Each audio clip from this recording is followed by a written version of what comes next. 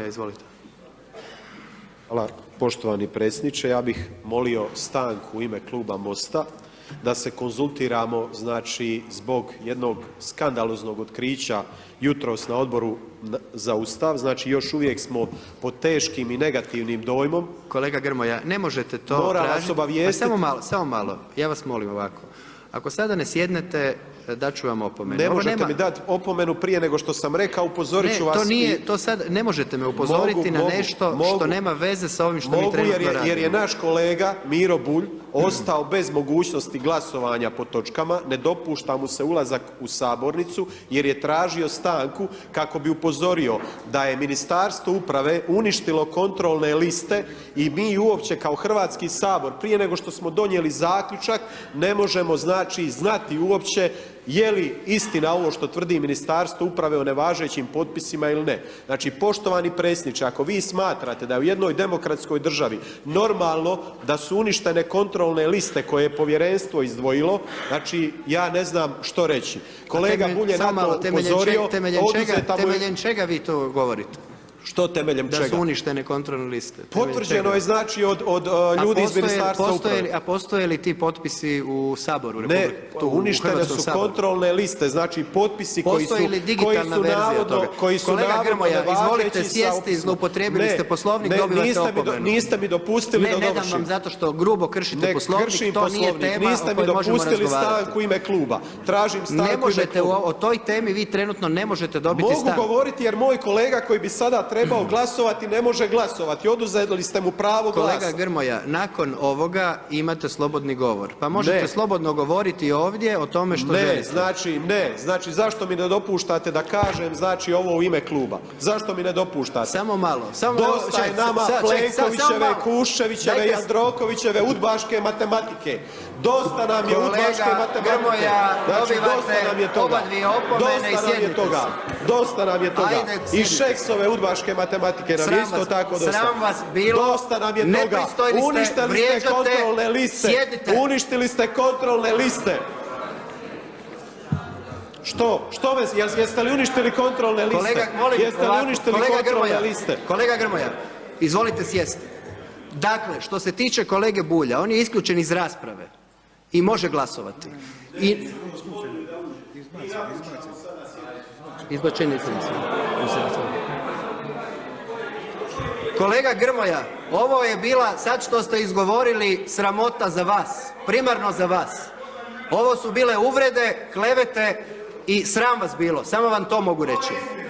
Samo vam to mogu reći, da ćete vi mene povezivati sa UDBom. Sram vas bilo. Sram te bilo. A evo njega. Šta je sad ovo? Dajte ovoga, maknite odavde. Izvolite van, vi ste izbačeni.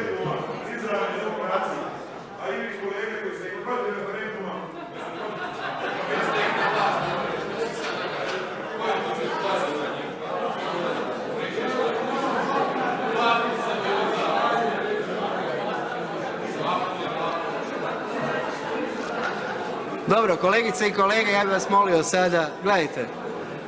Ovo su stvari koje nam ne idu na čast, vidjeli ste i zadnja istraživanja da rejting i ugled Sabora pada. Protiv ovakvih stvari se vrlo teško boriti s obzirom da gospoda ne poštuju niti proceduru, niti naš Poslovnik, niti elementarnu pristojnost. Teško je bilo što kazati o osobama koje se ovako ponašaju i vređaju i kleveću, tako da vas molim da takve stvari ne radimo. Izvolite kolega Zekanović. Točka 238. Poštovani predsjedniče Sabora, nije vaše da dajete komentar, vaše da vodite sjednicu. Moje je itekako da dajem komentar na ovakve uvrede i bljuvotine koje se izgovaraju. Dopustite da kažem što imam reći.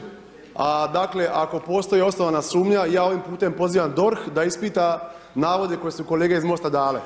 a vi ako ste legalist i vama bi to bilo u interesu. Dakle, ovim putem neka DORH ispita navode kolega iz MOST-a. Dajte si sjednite, a vaše kolega Zekanović. sjednicu nego da je vodite. Dajte si sjednite, nemojte miješati i dovoditi one koji nas sada gledaju u zabludu. Ako je bilo kakvih i ako su se dogodile bilo kakve radnje u kojima postoji sumnja na kršenje zakona, naravno da će to DORH ispitati, ali to nema nikakve veze sa kršenjem Poslovnika Hrvatskog sabora. To se sve može reći na pres konferenciji, može se ovdje govoriti za sat vremena u slobodnom govoru, a ne na ovaj način manipulirati javnošću, zloupotrebljavati Poslovnik. Dakle, nemate više pravo govoriti i nemojte vi meni određivati što ću ja govoriti ili neću, jer ovdje su iznesene takve optužbe, klevete, uvrede koje nemaju veze sa istinom, da se na to moram očitovati. I molim vas da shvatite da ljudi drže do svojeg dostojanstva i digniteta, da bi nas neko samo tako vređao. Dosta je više toga. Ako nema primjedbi na ovo što sam predložio, dakle na hitni postupak, smatram da je taj prijedlog prihvaćen sukladno članku 205.